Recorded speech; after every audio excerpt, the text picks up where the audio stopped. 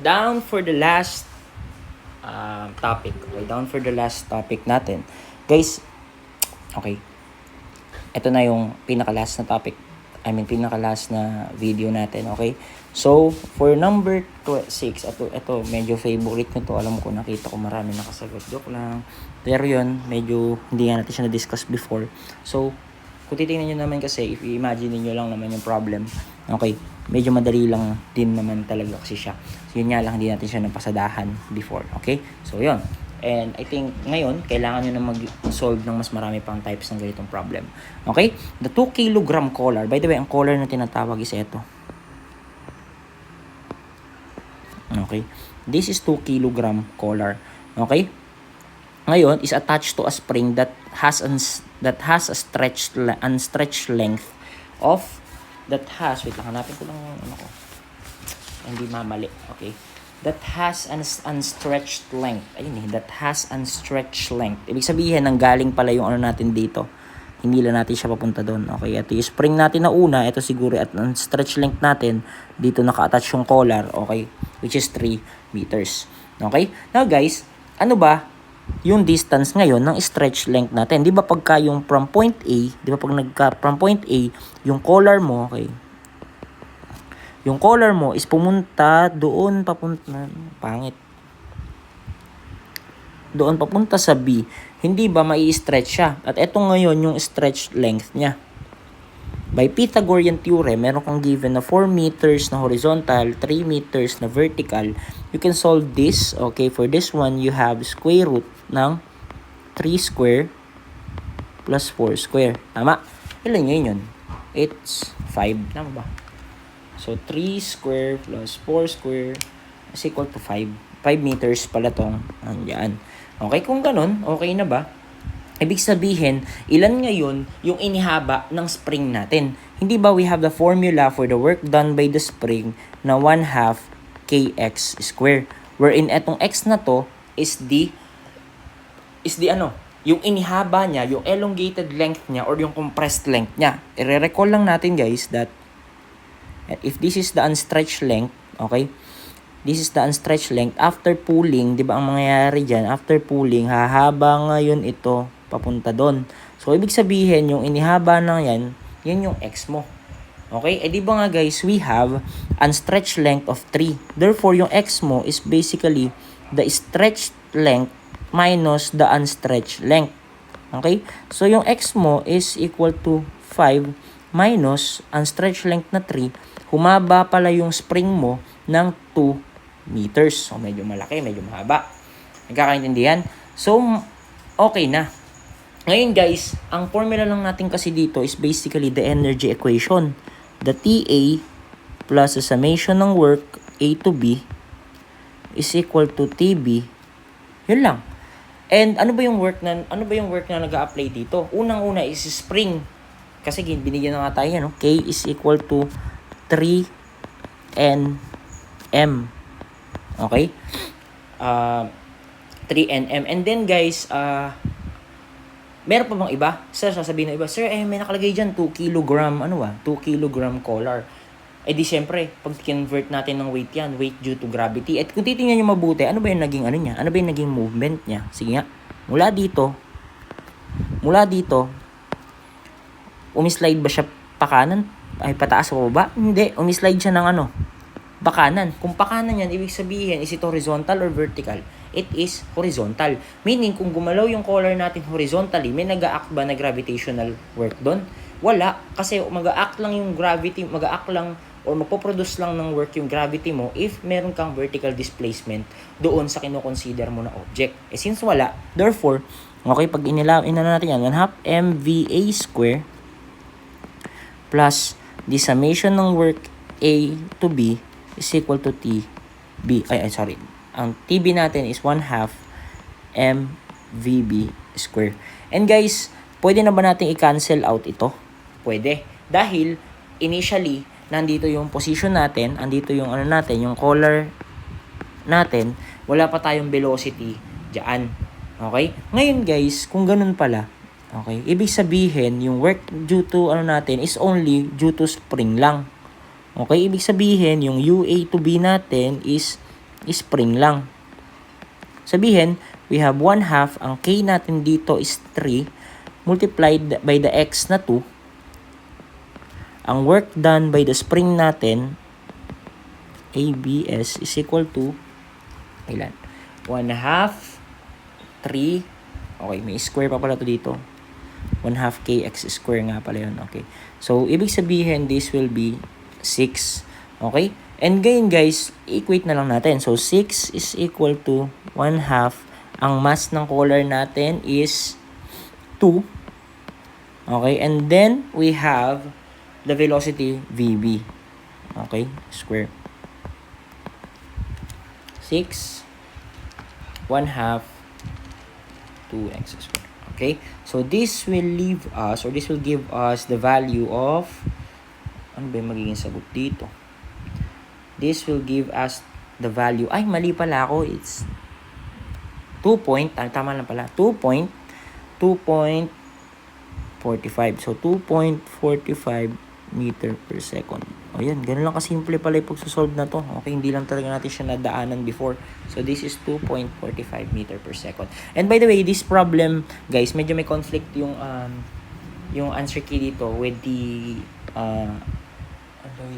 with the solution, hindi lumalabas, even in reference, magkaiba. So, i-verify ko na lang ulit. Dito muna tayo. Okay, for number 68, okay, for number 68, nasaan na ba tayo? For number 68, wala na yung, wait lang For number 68, okay. For number 68, guys, simply, ganun lang ulit. Okay, imagine niyo lang, ngayon ganito, ang sabi diyan, the 2-pound block is given an initial velocity. Okay, meron tayo initial velocity natin, VA, okay, is equal to 20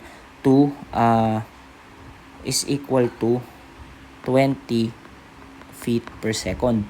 When it is at A, if the spring has an stretch length of 2 feet, ibig sabihin meron tayong unstretched length na 2 feet, and a stiffness of K is equal to 100 pound per feet. Okay, ngayon determine the velocity of the block when S is 1 feet. So, ibig sabihin, if this is our S,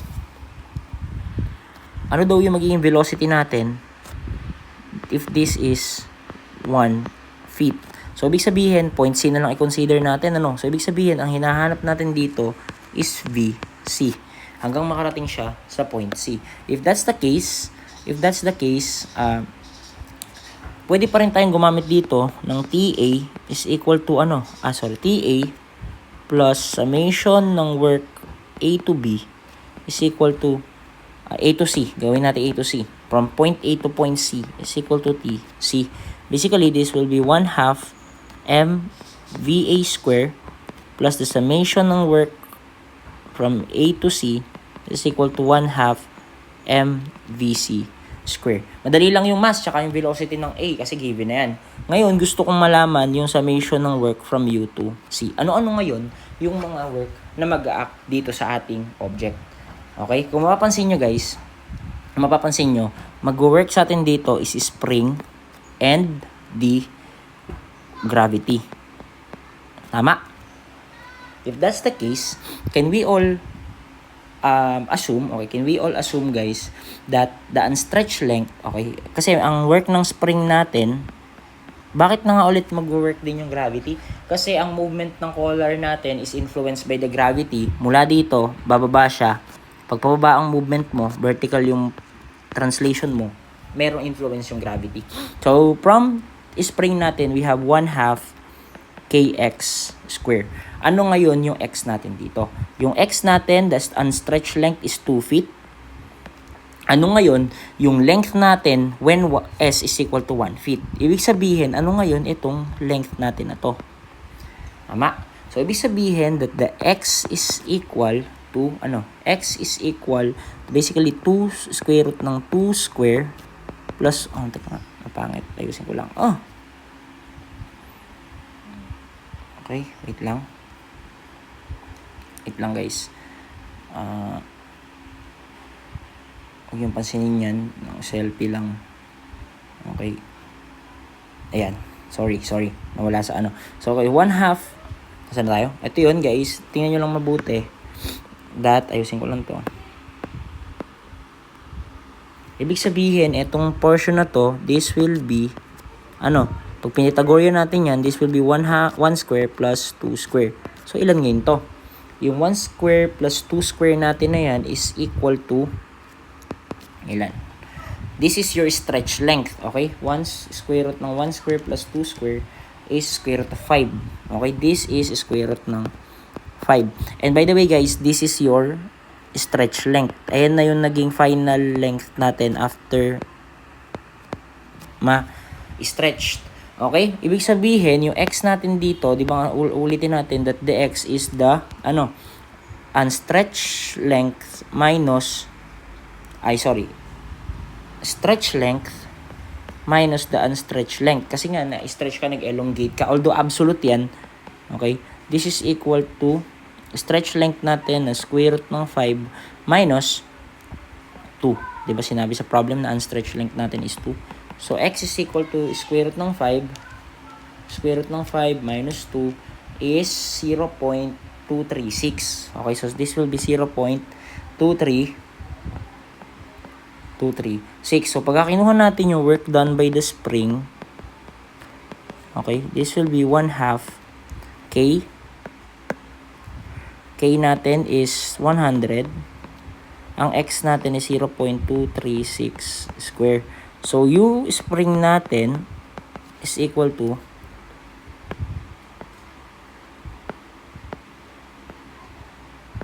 U spring natin is equal to 2.7848. Okay, yan na ngayon yung spring natin. And for the gravity, guys, basically, ang work due to gravity natin is equal to W delta Y. And alam nyo naman guys that we have 2 pound. So, weight natin is 2, ang delta Y natin is 1. Okay, ang gravity natin is basically 2. Ayan, work due to gravity. Ngayon, if we're going to, babalik tayo dito sa equation ng natin. Okay, sige na nga, kukunin ko na to. Okay. Ay, pwede naman pala yun. Kukunin ko yan. And then, ibig lang sabihin na to, ano ba yung 1/2 VA natin? Okay, teka lang, baka mali to.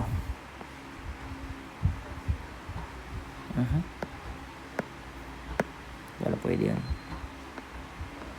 Okay? Ngayon, kung titingnan nyo, di ba nga ang natin dyan, ang VA natin is 20 feet per second. Okay, nalaglag pa, Diyos ko.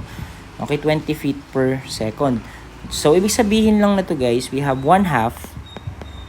Ano nga yung mass natin? Ang mass natin is 2. Okay, and ang mass natin guys is basically 2 over 32.2. VA natin is 20 square plus, eto na guys, positive yung work ng gravity natin kasi pababa yung motion and minus spring. Bakit na nga? Kasi guys, di ba kapag ka ang spring is nai-stretch, negative yung work, positive yung work kapag ka nagko-compress. Okay? Nagkaintindihan? Kasi pipilitin kang hilahin ng spring mo, which is pipigilan ka nun sa paggawa mo ng work mo. Ibig sabihin kasi ang idea kasi dito is kailangan mong makagalaw from A to C. May spring ka. So ibig sabihin kukunat yung galaw. Pag kumunat yung galaw, ibig sabihin pinipigilan ka ng spring instead na tulungan ka niya. So ibig sabihin that the work due to gravity, so this will be 2 minus 2.7848, okay, is equal to 1/2 to, ano na nga yung bakit tayo nag-over 32.2, kino-convert lang natin yung weight na pounds into slugs. And then VC square. And then finally, makukuha na natin yung VC, which is equal to 1/2 2 over 32.2 multiply by 20 square plus 2 minus 2.7848 1 half 2 over 32.2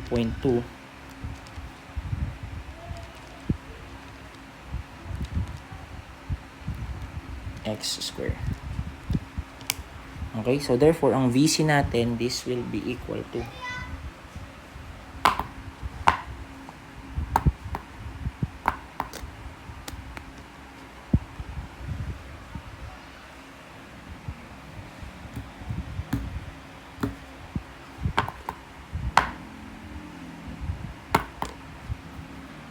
(19.4). So this will be 19.4 feet per sec. Andiyan ba yung sagot? Nandiyan ang sagot. So this will be letter. Okay. And for the last two, alam ko pinaka-basic to. Dito nyo lang alam ko malahat kayo nasa kasagot dito. Kung hindi, naku, Diyos ko. Okay. For number 69, sabi lang dyan, a net force of 15 Newton is exerted on encyclopedia to cause it to accelerate at rate of 5 meter per second square. Di ba FMA lang to? Okay, ang net force na nag-act sa atin is 15. Okay, set natin as unknown yung mass at nag-accelerate siya in 5 meter per second square. If that's the case, therefore, yung mass natin is equal to 3 kilogram. For number 70 and for the last number, we have 1/2. We have 900 grams. Stone is pushed along a tarmac by a horizontal force. Okay, so ibig sabihin naman neto, summation tayo ng force is equal to mass times the acceleration. Okay? At kung titingnan nyo mabuti, titingnan natin mabuti, that sabi, tinutulak daw niya ng 20 Newton force. Ngayon, ni-retard siya ng 8 Newton na frictional force. And then yung mass natin is 900 grams. Kailangan natin i-convert yan into kilograms. So basically, i-divide mo ng 1,000 yan is A. Therefore, makukuha nating sagot is 13.3 meter per second square. And again, andito yung sagot na yan. Ano yung sagot kanina? 3 kilogram. Okay, we have 3 kilogram and we have 13.3 meter per second square. So, yun na. That concludes our final coaching for dynamics. And I hope, guys, na ayun nga, sana nakarating, and especially sa lahat ng manonood na to, sana nakarating kayo dito sa video na to. And yun lang, guys, and I will pray the success of common final exam this school year 2025 and 2026, and I hope that sana pala rin tayong makapasa, and I never wish na bumagsak or marami tayong bumagsak. Okay, and again, guys, I did my best to give you everything that I know, and I hope, guys, na may natutunan kayo for this semester. So yun lang, wishing everyone a successful common final examination. Hindi lang for dynamics, kundi pati na rin, of course, sa iba pang mga major subjects nyo. Okay? This Sunday, I hope everyone is magsimba, mag-alay ng time to pray. Okay? Para humingi ng ang tawag dito, nakapatawaran sa mga kasalanan, humingi ng ang tawag dito, ng guidance sa parating na CFE. And of course, guys, magpapuri at magpasalamat because not everyone can survive engineering, at eto kayo ngayon, you're trying. So good luck, everyone. So that concludes our final coaching, and I hope everyone a best of luck. Bye-bye.